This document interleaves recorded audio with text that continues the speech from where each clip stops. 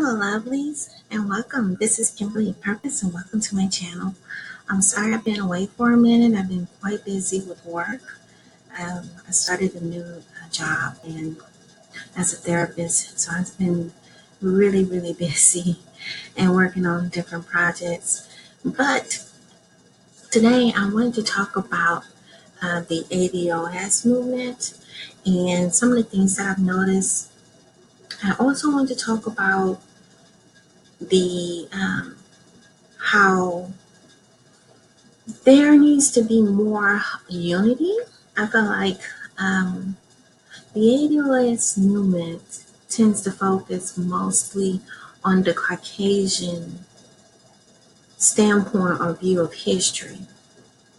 That's what I feel, because they still, when they talk about the ADOS movement and how we're going to go after reparation, it tends to focus on the fact that the American Aborigines, the Indigenous Negies here in the Americas, are from Africa.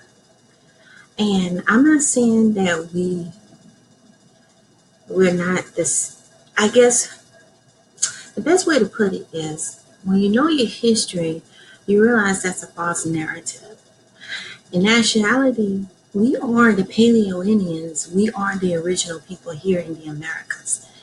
And when you stand from a standpoint of listening only to the indoctrinated version of history, you are cutting short a lot of the things that we are owed.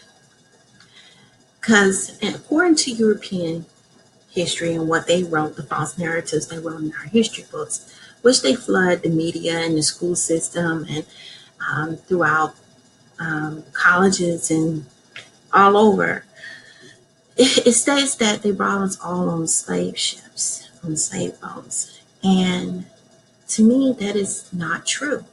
According to my ancestors and what my grandmother and grandfather told me, and I traced a lot of the records, and I went back and double checked and researched what my grandma told me. I did a video on that about my family and the stories. It's called Ancestral Stories. I believe the American Aboriginal Identity Crisis. I did that video about a year or two ago. Yeah, I might want to check that out. I was talking about how my grandmother, according to what she's pushed, the stories and the things, the research I've done, when I go to the records, it shows that we were already over here. Not all of us came on slave ships. And my question is, where are all the boats with engines that brought over 18 million people? Because every time I read articles, they talk about they brought over 18 million people. But my question is, how on earth did they bring over 18 million people on slave boats during the 1600s and 1700s, when they didn't have the technology back then? It didn't exist, because it didn't exist. And they didn't have motors and engines and airplanes to bring floods of Africans over here, because we were already over here. And I also hear from people who want to believe the African agenda. I'm not, like I said, I sort of believe in the one land mass theory, and I think that everybody came. I do believe that most people did come from Africa, but I think the time periods is completely off when it comes to the history books. They want to say they brought us over in the 1600s, which I disagree. I believe the Africans were already over here. We were already over here. We are the Paleo-Indians. The Paleo-Indians are the Africans, okay? The people from Africa. So we were already over here. And it makes more logical sense for the Caucasians, the palefaces, to have conquered the people that were already over here. It's a lot easier and it made more sense. So when I repeat this, because it seems like it has to be a repetition of what our theory is and what our ancestors are telling us, because they're constantly flooding the media with these false narratives of Africa, Africa, Africa. And I noticed too, they don't, when I look at the Caucasians, they don't classify them as European. They don't say European American, European American, European, and constantly saying Europe for them. And, you know, but why are they doing it for us? And I think that brings more confusion when you put in a continent as opposed to just telling the truth and saying that we're indigenous here, like we are. And so, but back to the ADO movement. I feel like with the ADO movement, when you say in Africa, that is a misnomer and it limits what we should be going after. And then they say, just cut us a check. Okay. We are owed way more than just a small check. I was just thinking about this long and hard. We are worth this whole continent, actually. This whole continent and the resources, the money, everything is ours, should be ours. Because we were here first, for one thing. Not all of us came from Africa. A small portion probably did come from Africa on boats, but not the whole population of the truly ADO people come from Africa. We are indigenous here. And I think that's why we need to include Dane Calloway and Claude Anderson. And I feel like the ADOS movement is missing the indigenous theory. I wouldn't even say theory, it's actually facts. Because if you look at the paperwork, the Emory University research that did the actual data, research did the numbers to show how many people that actually was brought over to Africa. It's not new, it doesn't match up to the million people that they claim they brought over originally from Africa. You know, they claim that they brought over millions, but then when you go back and look at the actual numbers with the actual ships, the numbers just don't line up. The question is, they say that everybody died off. Where are these bodies at? And how come they're so secretive about the tribal burial grounds, the indigenous people? How come, they don't look at the people in the Southeast as much? How come some of these burial grounds, I was looking at Dane Calloway video, some of these burial grounds are guarded or don't want people to look at?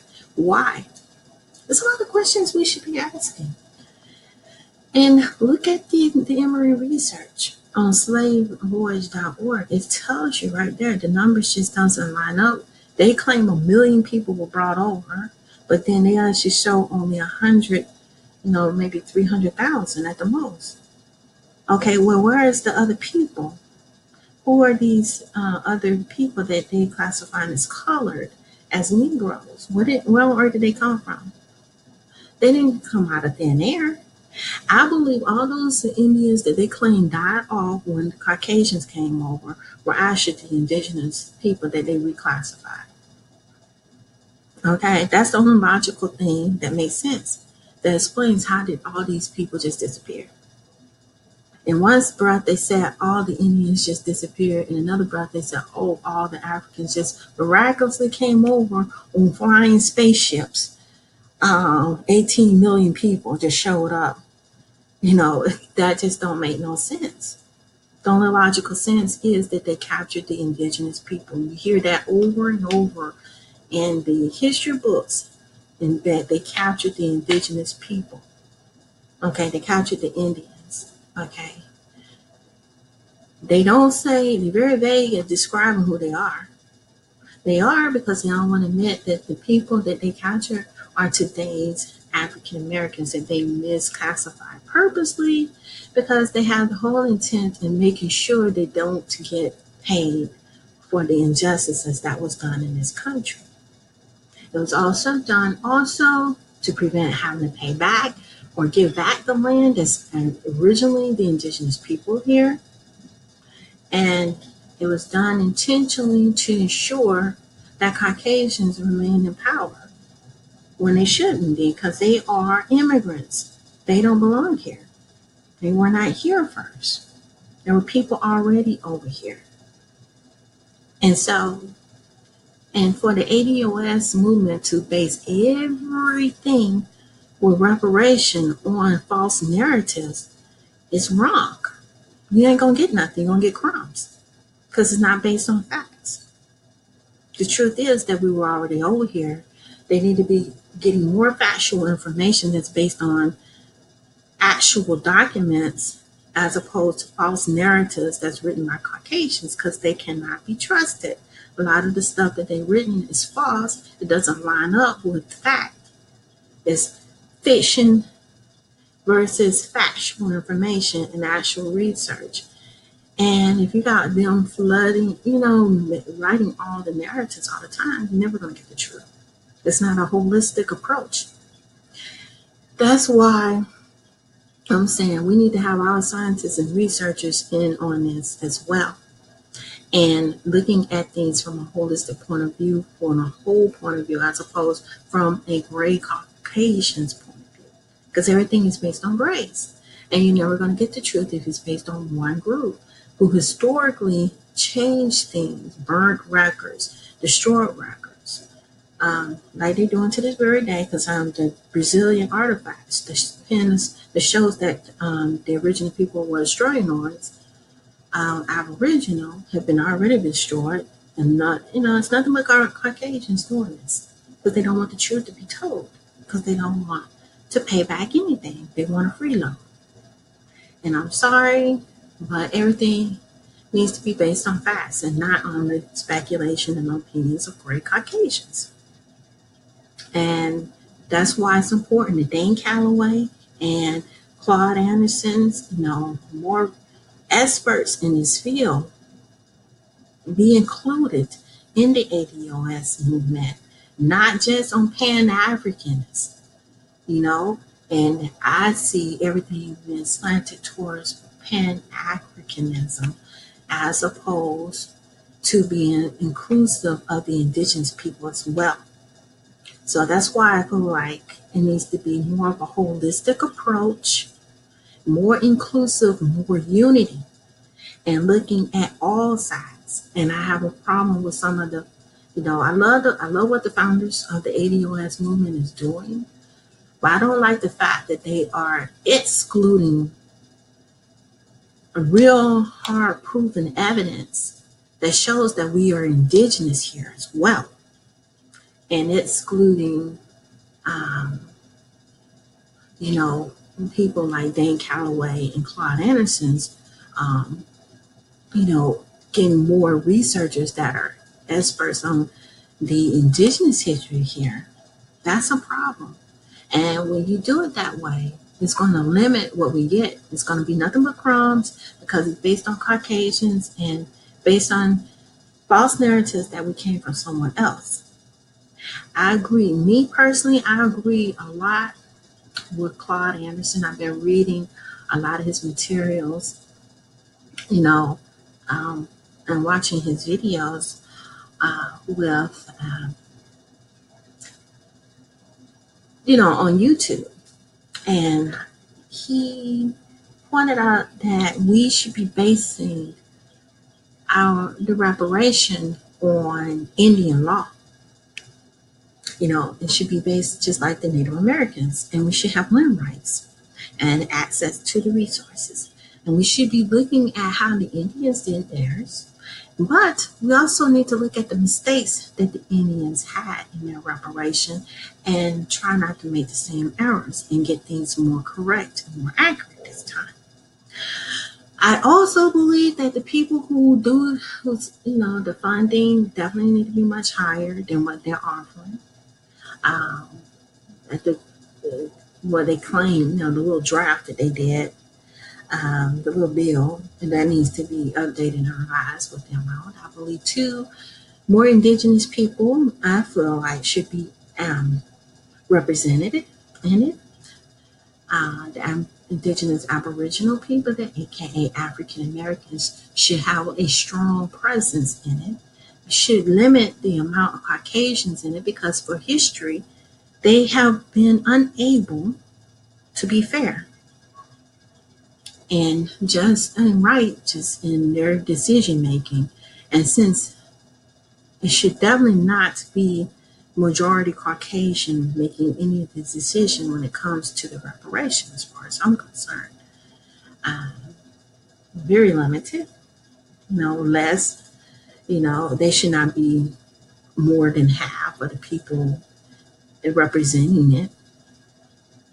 Um, it should be less than half, as far as I'm concerned, because, you are the criminal. What you did was evil, and you should be not making any type of decision on anything, as far as I'm concerned. Because, of course, if you have made your history doesn't show a good picture of how y'all will do things, and then, like I said, it should be more diverse. I think it should be, at least half or more than half should be the African Americans, aka American Aboriginals. And I don't think it should be people who are just Pan Africans included. It should be also people who are actually indigenous, who believe, just like Claude and Dane Calloway. And like I said, need to be more of a holistic view. There's a lot of things that need to be changed and things that needs to be considered. I was looking at Dane Calloway's video. He's had some brilliant ideas on how it could be done, and so did Claude Anderson. And yeah, it's just my take on it. I just noticed that the ADOS movement is still excluding a lot of the indigenous history and roots, and the founders of the ADOS movement are being a little bit resistant. I say very resistant. I've been watching some of their videos. I love what you're doing, but I think they need to be more inclusive and making it more, we're more powerful as a uniting force and having more of a holistic viewpoint as opposed to a one-sided viewpoint based on a false narrative. But I would love to see what you all think. I don't know if you all noticed that, but I'm praying that it will change. I'm hoping that this message gets to the ADOS founders, and that they realize that in order to get this job done, it's going to take a whole, unity. It's going to take all of us coming together in unison, and it can't be based on one point of view. It needs to be more of a holistic point of view from people who are descendants of slaves. So please tell me what you think. Do you think the ADOS movement is being inclusive of the idea of us being indigenous? Or do you believe that it's slanted more towards Pan-Africanism and also with the Caucasians' point of view, eugenics? Me personally, I feel like they can be more inclusive, and I think that they should also look at it from Claude Anderson's point of view, because I love his idea about basing it on what the Indians did.